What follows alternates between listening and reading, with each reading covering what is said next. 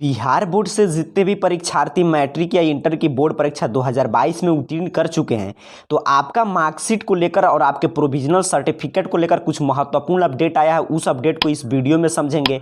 उसके साथ साथ बात करेंगे कि इंटर में नामांकन की प्रक्रिया को लेकर जो नया अपडेट आया उसमें क्या जानकारी दिया गया है। तो यहाँ पे ध्यान से देखिएगा, जानकारी दिया जा रहा है कि कॉलेज में इंटर का मार्कशीट नहीं पहुंचा। यहाँ पे देखिए स्पष्ट रूप से बताया गया कि कॉलेजों में इंटर का मार्कशीट नहीं पहुंचा, अर्थात कि किसी भी कॉलेज में अभी इंटर का मार्कशीट नहीं पहुंचा है। और नीचे जानकारी दिया गया कि बिहार विश्वविद्यालय समेत तमाम ऐसे विश्वविद्यालय हैं जहां पे स्नातक सत्र पार्ट 1 में 2022 से 25 के सीजन में नामांकन के लिए ऑनलाइन आवेदन की शुरुआत हो चुका है। और कुछ दिन में मेरिट लिस्ट आएगा। तो आप अभी आवेदन कर रहे हैं तो अभी तो ठीक है, कंप्यूटराइज मार्कशीट से काम चल जा रहा है, लेकिन जैसे ही आपका मेरिट लिस्ट आएगा वैसे ही आपसे ओरिजिनल मार्कशीट मांगा जाएगा। तो ऐसे में छात्र छात्राओं का अभी तक इंटर का मार्कशीट नहीं मिला है, तो कहां से मार्कशीट लाकर देंगे। और आगे देखिए दूसरा अपडेट मार्कशीट और इंटर नामांकन को लेकर है। यहां पे भी जानकारी दिया गया है कि इंटर में नामांकन के लिए करना पड़ रहा इंतजार। यहां पे अब ध्यान से पूरे खबर को समझते हैं। लिखा गया है प्रमाण पत्र नहीं भेजा। नीचे जानकारी दिया गया है कि मैट्रिक के परिणाम जारी होने के 1.5 महीने बाद भी नामांकन की नहीं शुरू हुई प्रक्रिया। अभी तक स्कूल में नहीं भेजा गया अंक पत्र और प्रोविजनल प्रमाण पत्र। आगे जानकारी दिया गया कि इंटर में नामांकन के लिए विद्यार्थियों को लंबा इंतजार करना पड़ रहा है। मैट्रिक परीक्षा का परिणाम जारी होने के 1.5 महीने बाद भी इंटर में नामांकन के लिए प्रक्रिया नहीं शुरू हो सकी है। बिहार विद्यालय परीक्षा समिति की ओर से 31 मार्च को परीक्षा का परिणाम जारी किया गया था। छात्र छात्राओं के अनुसार अब तक स्कूल में अंक पत्र और प्रोविजनल प्रमाण पत्र नहीं भेजा गया है, जिसके कारण विलंब हो रहा है। वहीं दूसरी ओर इंटर की परीक्षा का परिणाम जारी हुए 2 माह बीत गए हैं, इसमें भी अंक पत्र और प्रोविजनल प्रमाण पत्र स्कूल कॉलेज को नहीं भेजा गया है।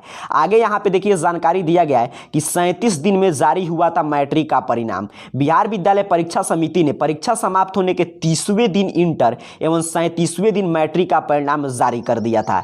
1 से 14 फरवरी तक इंटर और 17 से 22 फरवरी तक मैट्रिक की परीक्षा हुई थी।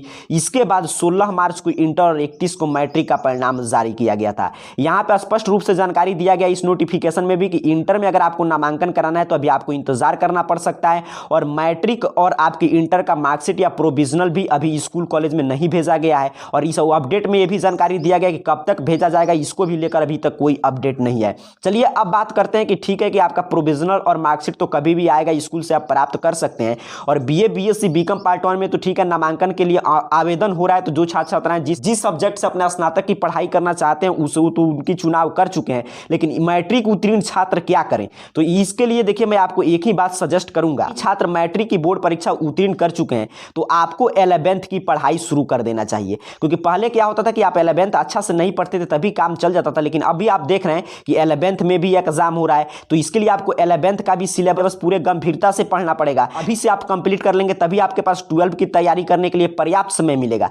तो ऐसे में जो भी छात्र छात्राएं मैट्रिक की बोर्ड परीक्षा उत्तीर्ण कर चुके हैं उनको मैं यही सुझाव दूंगा कि आपको क्या करना है कि आर्ट साइंस कॉमर्स जो भी स्ट्रीम से आप पढ़ाई करना चाहते हैं या अदर आप वोकेशनल कोर्स से पढ़ाई करना चाहते हैं, तो आप क्या पढ़ना चाहते हैं अपने रुचि और अपने अंक के हिसाब से और आगे के स्कोप को देखते हुए कि कौन सा विषय मैं ले रहा हूं तो मुझे आगे लाइफ में क्या क्या स्कोप मिलेगा, किस किस फील्ड में मैं जा सकता हूं, मुझे कहां पे पहुंचना है, इस लक्ष्य के निर्धारण के साथ आपको अच्छा से चुनाव कर लेना है कि आप आर्ट से पढ़ेंगे, कॉमर्स से पढ़ेंगे या साइंस से पढ़ेंगे। और आपको पढ़ाई करना शुरू कर देना चाहिए 11th का। भले ही नामांकन कभी होगा, लेकिन यहां पे काफी छात्र छात्राओं के मन में यह संशय है कि कहीं हम 11th में मान लीजिए मुझे मन है आर्ट साइंस कॉमर्स का कोई भी विषय लेकर पढ़ाई करने का, मैं उसका पढ़ाई शुरू कर दूं और पता नहीं आगे मेरा उस सब्जेक्ट से नामांकन हो पाए कि नहीं। तो इस बात को अपने दिमाग से आपको निकाल देना है। आपको सिर्फ अपने नंबर के हिसाब से, अपने रुचि के हिसाब से आर्ट साइंस कॉमर्स जो भी सब्जेक्ट आप पढ़ना चाहते हैं उस सब्जेक्ट की 11th की तैयारी शुरू कर दें। और इस साल जो भी छात्र छात्राएं बिहार बोर्ड से किसी भी स्ट्रीम से मैट्रिक की परीक्षा उत्तीर्ण कर लिए हैं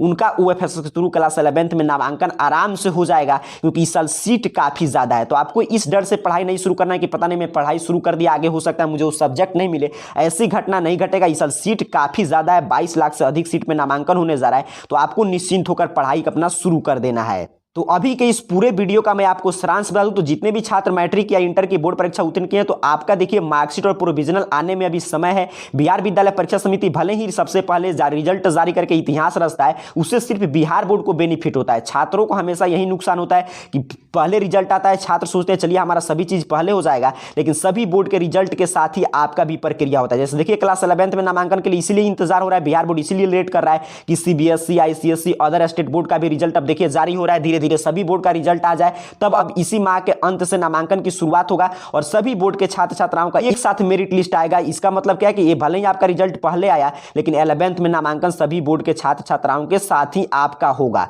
तो इसीलिए आपको कुछ खास बेनिफिट नहीं मिला, आपको ज्यादा बेनिफिट उठाना है तो आपको क्लास 11th की पढ़ाई जारी कर देना है और कभी भी आपका प्रोविजनल मार्कशीट आए तो उसे आप जाकर आसानी से प्राप्त कर सकते हैं। और इस डर से आपको नहीं बैठे रहना है कि पता ना मेरा नामांकन हो पाए कि नहीं। आपको आराम से अगर आप 11th की पढ़ाई आप स्टार्ट कर सकते हैं। आपको जो भी विषय लेना है, आर्ट, साइंस, कॉमर्स स्ट्रीम, आराम से आप चूज करके मुझे इस सब्जेक्ट से पढ़ाई करना है, उसकी पढ़ाई आप स्टार्ट कर दे। तब तक आपका नामांकन की प्रक्रिया भी काफी दिन चलेगा, तो जब तक समाप्त होगा तब तक आप 11th की सिलेबस कवर कर लेंगे, तो आपके पास 12 की तैयारी करने के लिए पर्याप्त समय मिलेगा। आज के नोटिफिकेशन में बस इतना ही था। जैसे ही कोई अगला अपडेट आएगा उसकी जानकारी हम आपको देंगे। और कितने छात्र छात्राएं अभी 11th की पढ़ाई आर्ट, साइंस या कॉमर्स से शुरू कर चुके हैं बिना अभी नामांकन कराए हुए, नीचे कमेंट बॉक्स में जरूर बताइएगा। आप सभी को बहुत बहुत धन्यवाद।